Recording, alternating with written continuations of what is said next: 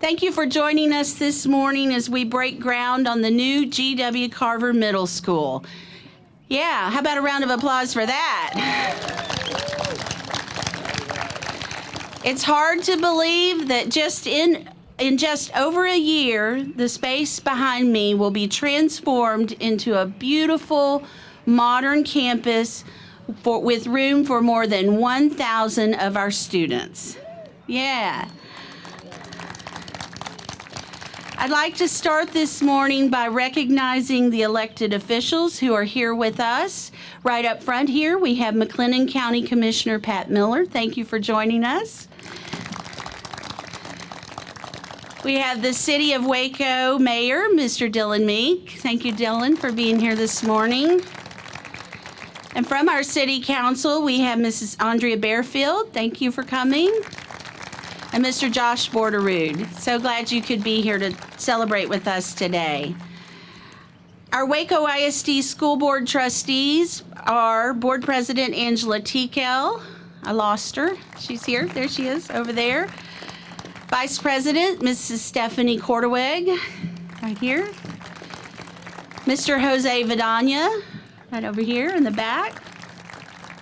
Mr. Jeremy Davis, right here. Thank you, Mr. Jeremy Davis. Mrs. Emily Iazetti, thank you for being here. And I believe Mr. Guillory is here or will be here. So thank you to the Waco ISD Board of Trustees. Also, several members of Transformation Waco's Board of Directors are here along with their CEO, Dr. Robin McDurham. Would you all please wave? Thank you for being here. And the principal of G.W. Carver Middle School, Dr. Isaac Carrier, is also here. Thank you, Mr. Carrier. And he is joined by some very enthusiastic students from Carver and Indian Spring. Of course, when the new G.W. Carver Middle School is completed, it will be a home for students currently zoned to both of those campuses. How about a big round of applause for those kids?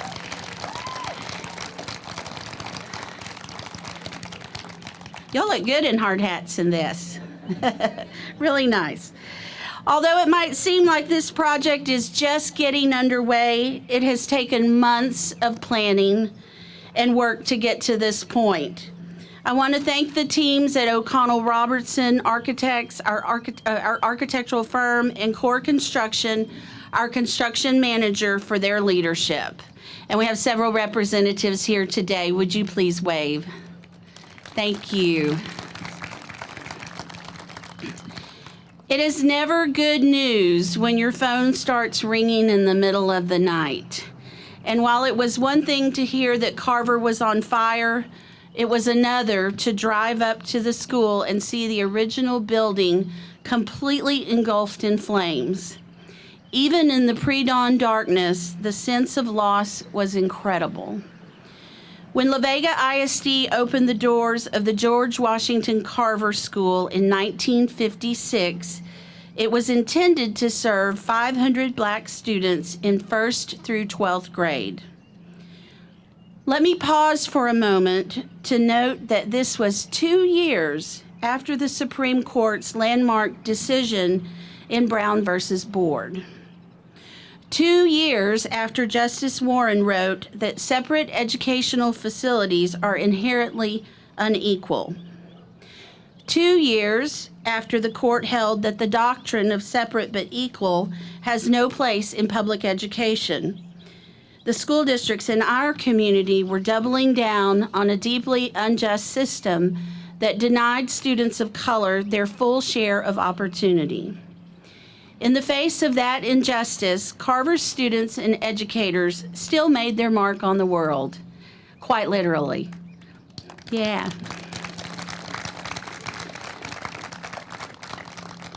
In the summer of 1967, the Carver High Marching Band traveled to Montreal to take part in a marching competition at the World's Fair. Not only did they perform at Expo 67, but they won the competition and were awarded $1,000. That's pretty cool. That fall, the Panthers won the District 2 3A state football championship. Really incredible. But it wasn't just award-winning activities like band, football, cheer, and debate that gave rise to Carver's incredible legacy. Like any school, the most important thing about Carver was the people. The school was a community made up of curious students, dedicated educators, and their families. Over the past few months, I have loved getting to know some of the graduates of George Washington Carver High School. Would y'all stand for me? I want everyone to see you. All of our graduates are here today. Thank you.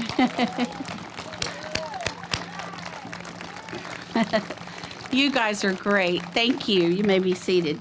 Obviously, they have fond memories of the trip to Montreal, but the vast majority of the stories that they have shared with me are about their teachers and other faculty members who made a difference in their lives.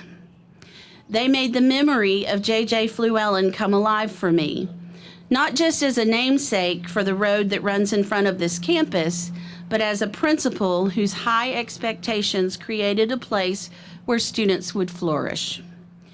They shared their love for Martha Forney, who was Carver's head librarian for a decade. And it's clear from their stories that she loved the school's students too. These are incredible stories, but they're not mine to tell. That's why I'm so grateful for the work of the G.W. Carver Alumni Historical Committee.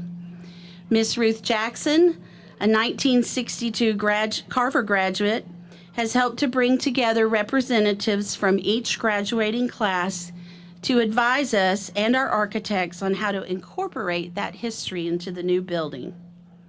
Shortly after the fire last summer, I saw a video that Oliver Scott posted on Facebook. In it, he was singing the Carver School song, which ends with the line, "Always in our hearts, the Panther spirit will stay." Yeah. And they still know the words. They can sing it. This advisory committee is making sure that we keep the Panther spirit at the heart of our design for the new campus. Because of their work, Carver's traditions will continue to create memories and meaning for generations of students. Because of them, the Carver legacy will continue to inspire both students and educators for decades to come. Ms. Jackson, would you like to come and say a few words? Come on up.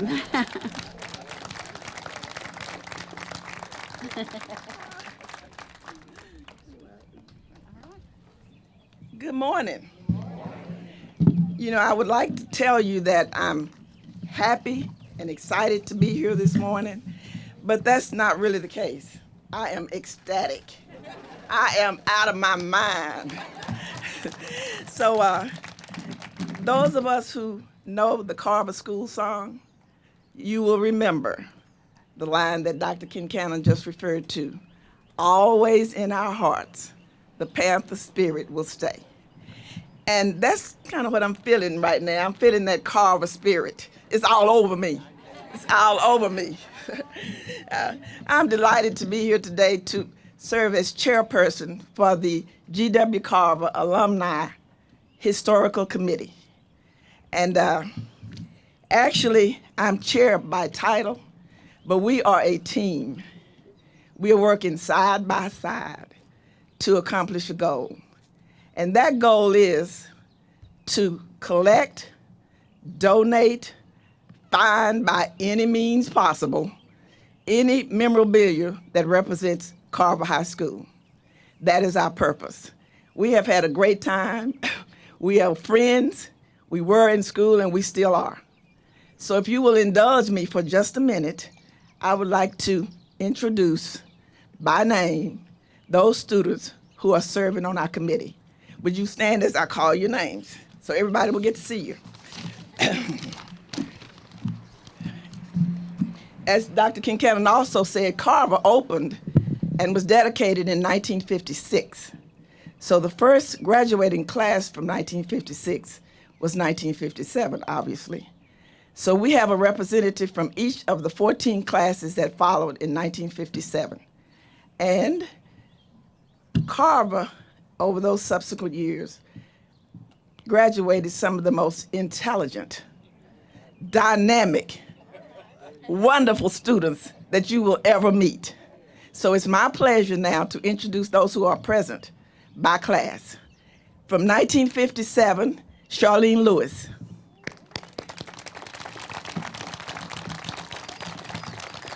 1958, he's not here, but Benny Neal is representing the class of 1958. 1959 is Mary Franklin. 1960, Roy Williams. 1961, Bertha Mitchell. 1962, Jane Williams and my classmate. 1963, Shirley Bonner. 1964, Clarence Hamilton. We called him Hamp. 1965, Charles Perkins. 1966, Phyllis Ward. 1967, Barbara Snell. 1968, Benjamin Franklin Hughes. 1969, Sandra Dorsey Butler. 1970, Delana Roosevelt Naylor.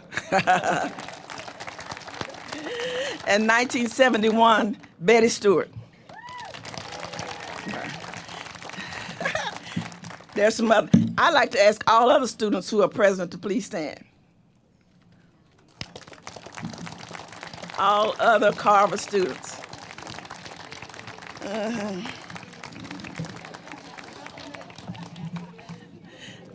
There are some other recognitions. You know, it's dangerous to ask the Carver students to say a few words because we are not a school of few words.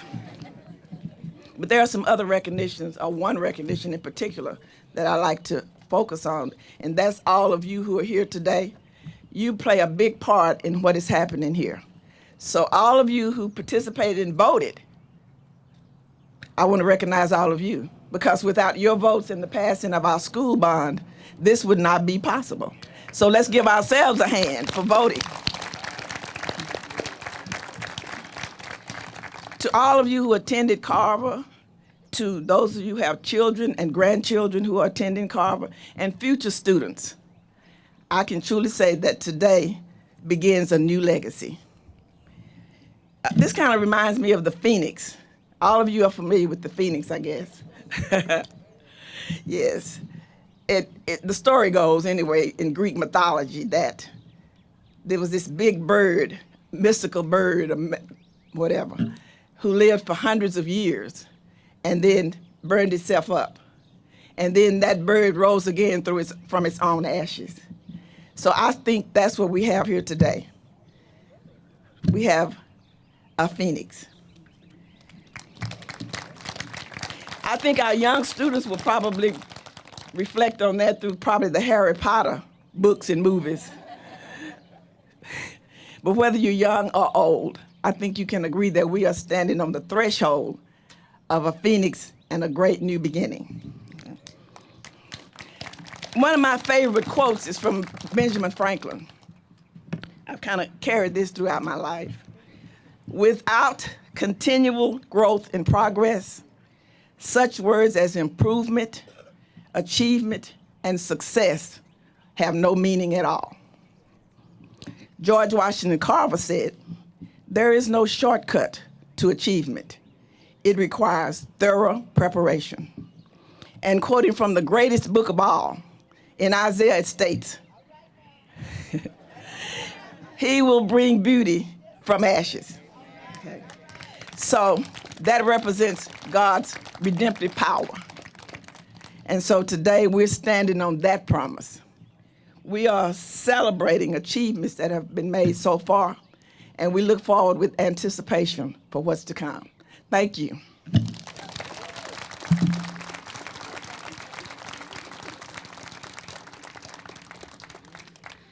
Okay, I have another elected official to introduce, Justice of the Peace, Mr. James Lee.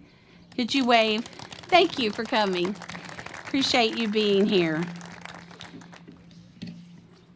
Now, one of our really special guests this morning, one of our 6th grade students, Amariana Davis, who is a student at GW Carver Middle School. Mariana, come on up.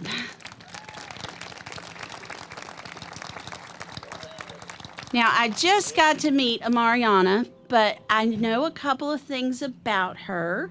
She told me that she plays the trombone in the band, so that's pretty neat since their Carver students won at the World Fair in 1967, correct? Yes, and she likes to dance, but she doesn't like to sing. Me either. So we're so glad she could be here this morning, and she has a few words for you.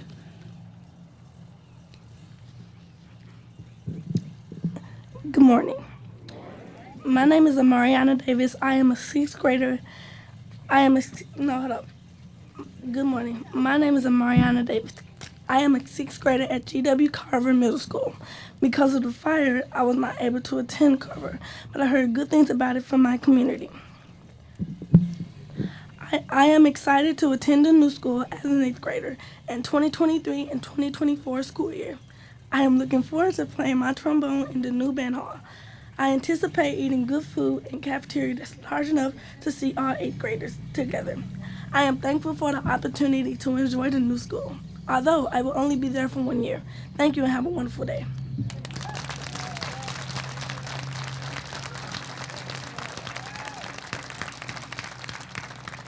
Well done, Amariana. We are going to have a beautiful cafeteria commons area for you. And our Historical Advisory Committee agrees. They've seen the picture, and they're already planning an event there themselves. It's going to be fantastic. Now let me introduce our board president, Mrs. Angela Tekel.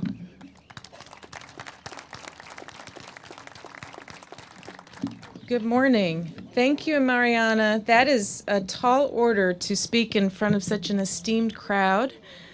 You did a great job. So one more round of applause for that brave young lady.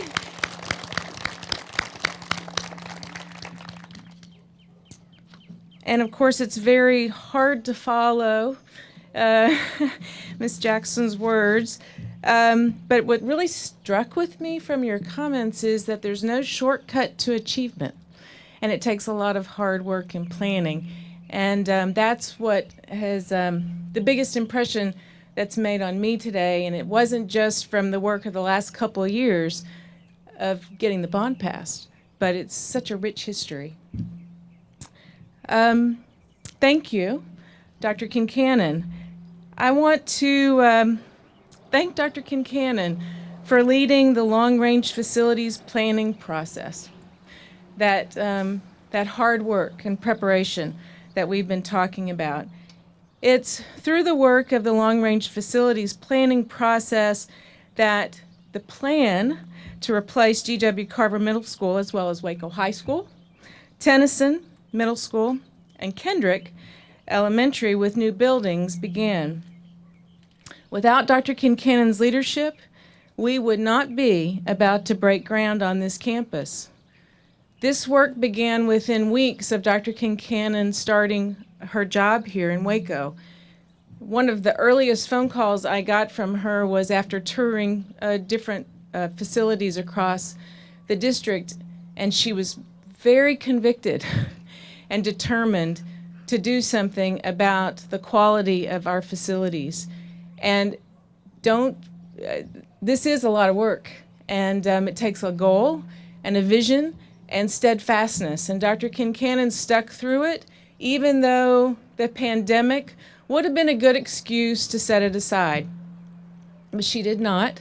She continued the process and put one foot in front of the other. But it's not just Dr. Kincannon, it takes a team, and I want to thank everyone who helped make this a reality. Whether you served on the Community Advisory Committee, and I see many of you here this morning, thank you.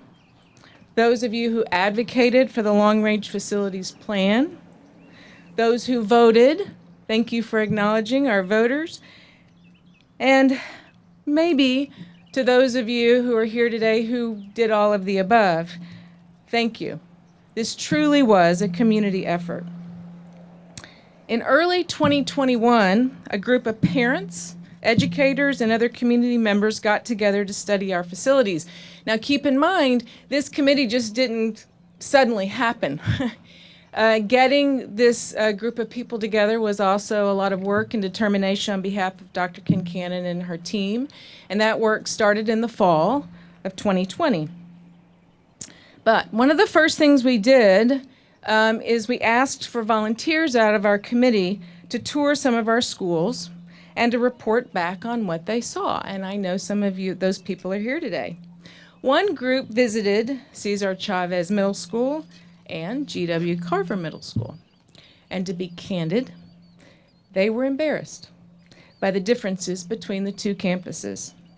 Where Cesar Chavez was a modern campus that provided comfortable spaces for teaching and learning, Carver had major leaks, inadequate bathrooms, an unreliable heating, ventilation, and air conditioning system. We often heard of the constant efforts to repair the system, but frankly, it was beyond repair. And our kids going without, our kids being cold, and our kids being hot, and our kids being wet. It's just unacceptable. Our students and our employees at Carver deserved better. Even before the fire, a new G.W. Carver Middle School was a priority for the Facilities Advisory Committee and, in turn, the school board. It was a priority because every student in Waco ISD should have a safe, modern school regardless of what neighborhood they live in. I'm going to say that again. Every student in Waco ISD should have a safe, modern school, regardless of what neighborhood they live in. After the fire, some people questioned whether we should incur the cost of replacing Carver with a larger 184,000 square foot campus. And a few suggested that it might even be more cost efficient to use whatever insurance proceeds were available to build something more like the 1956 building that was here before. I am so grateful to our voters who overwhelmingly approved a bond program that included funding for a modern G.W. Carver Middle School. Education has changed since the 50s. And the new campus will have more spaces for small group collaboration, instruction. It'll integrate modern technology and support a wider range of educational opportunities. In short, it will be better for our students. It's become cliche to say that elections have consequences, but they do. One consequence of last November's election is that just 3 years from now, in 2025, nearly all of our middle and high school students will have modern, equitable facilities. Yes, ma'am. Another is that students from Carver and Indian Spring will move into a beautiful new school on this site in just over a year, which is pretty incredible. Because elections do have consequences, I want to remind you, and I've been a one-man band, it feels like the last several weeks since early voting started. Tomorrow's election day. Please remember to vote. Voters will decide who represents them on our school board and on our city council. Already 6,000 people have voted countywide. I noticed the paper said that more than in our last election, but still dismally low. So few people vote. It's really a travesty. So please make your voice heard.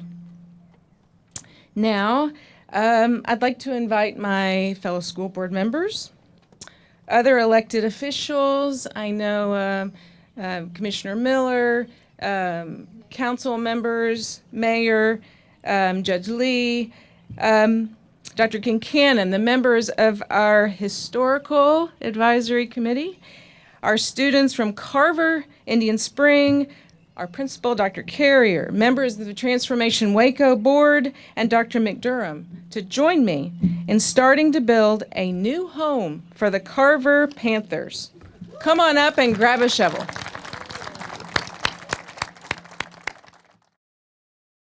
Three, two, one. Everybody smile and look up as you're shoveling so we get you in the picture.